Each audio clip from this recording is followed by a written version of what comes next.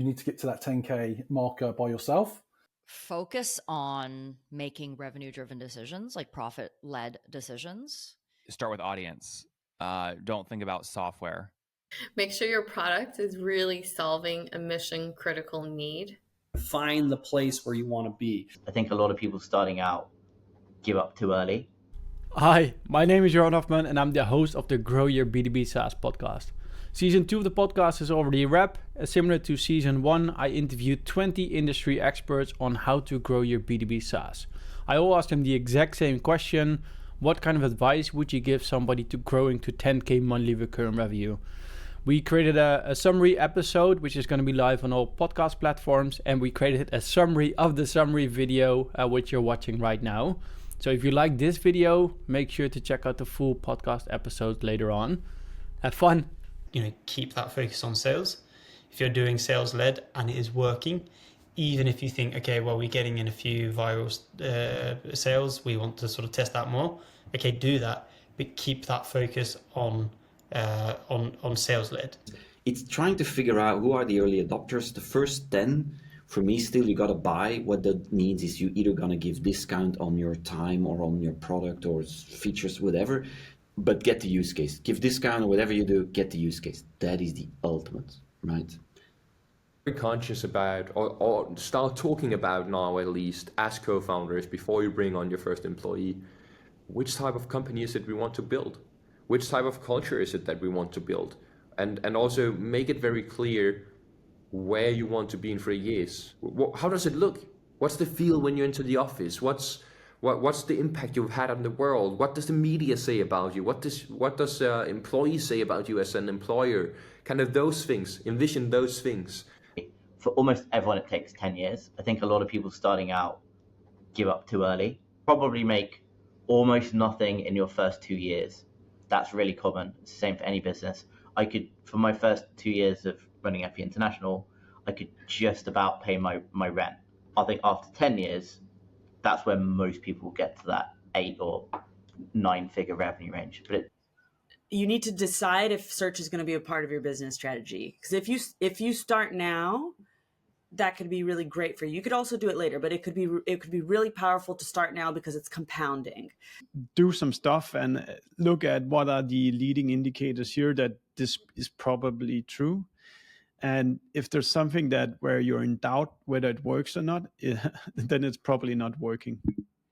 Focus in on what you believe are your sort of industry experts or your potential customers or even your early beta testers, and treat them as special members, right?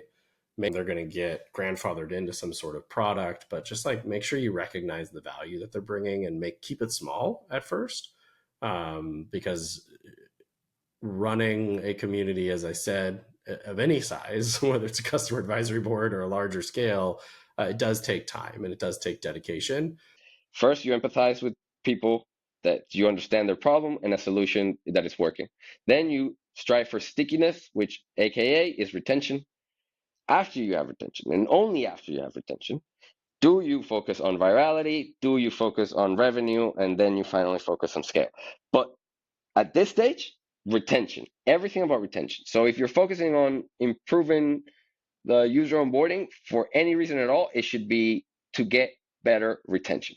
You're going to have customer interviews. You're going to engage with them. You're going to get feedback. You're going to talk with competitors. You're going to find the place where you want to be and figure out how you need to do the sales motion. And you're going to be doing all of that stuff on your own at the beginning. Don't give it to somebody else, especially if it's not working. Don't give it to somebody else. I'd say that's a mistake I see often. You need to get to that 10K marker by yourself. And then rather than looking for a closer, you should be looking at someone to support you with lead generation. When you're having conversations, someone is also booking meetings for you. Only when you're starting to get overwhelmed with meetings in your diary, and you've started to generate more of that revenue, should you be considering finding a closer to close more revenue for you? I would say that's the hardest part, getting the first 10 clients. So when you got the 10 clients, you're not all good, but you're in a lot better place.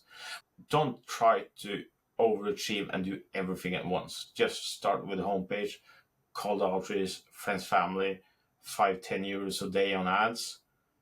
and then the LinkedIn outreach and the cold emails, and then you kind of. If you have no idea how to market your business, just start building in public. You'll find customers, you'll build your brand, you'll have people cheering you on. It keeps you accountable.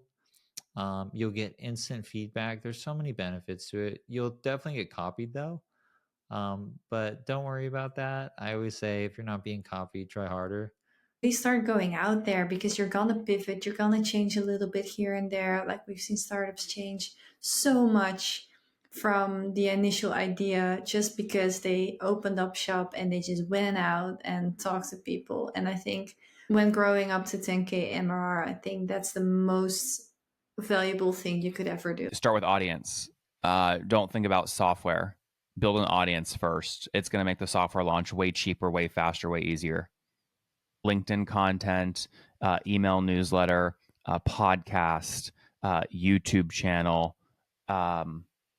Twitter group, Facebook group, LinkedIn group, write a book, publish a magazine. There's tons of examples here. You've got to have, even in the early days, you've got to have a really good product. They have to be able to see that using even your early stage, your V1, V2 product, right, is going to help them. It's going to be worth their time. Forget the money, right? The real cost is their time. This is where like a lot of the problem solving actually happens. So, this is where, identifying the right customer, really, fine tuning your product market fit and building that MVP out become really crucial, because everything after that is, in my opinion, becomes a lot easier.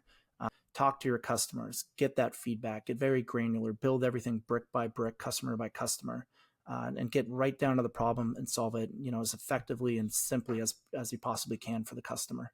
You're still trying to find that niche. You probably don't have that product market fit quite aligned, but you have strong senses and you're on the right path to do it. Stay focused there. Stay focused on that market. Who are you trying to reach? What are their needs? What are their pain points? Tailor your product or your service to them. Stay absolutely incredibly close to them. That's going to be the path to actually being able to build and start to scale. Focus on making revenue-driven decisions, like profit-led decisions. Don't focus on the shiny object. Like people are not gonna buy your product because it's cool. They're gonna buy your product because it helps them make money. So choose the thing that people are going to pay you for. That is literally the most important thing right now. Get your product right. Make sure your product is really solving a mission critical need. And ideally is not just cutting cost for your customers, but also increasing revenue. Don't overhire.